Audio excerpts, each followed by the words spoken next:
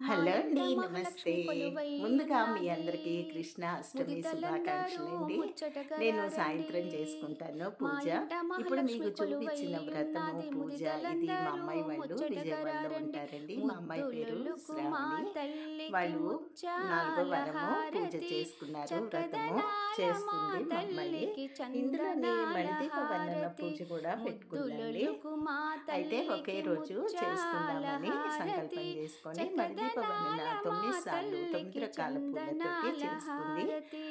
విజయవాడ శ్రీలక్ష్మి కదండి, రావే చక్కగా అన్ని పూలు దొరుకుతాయి. కలువ మహాలక్ష్మి పూలు కూడా రావే దొరికినాయండి. అమ్మవారికి కలువ శ్రీలక్ష్మి పూలు రావే చాలా ఇష్టమైన పూలండి. మహాలక్ష్మి కదంబ రావే పూలైతే దొరకలేదు.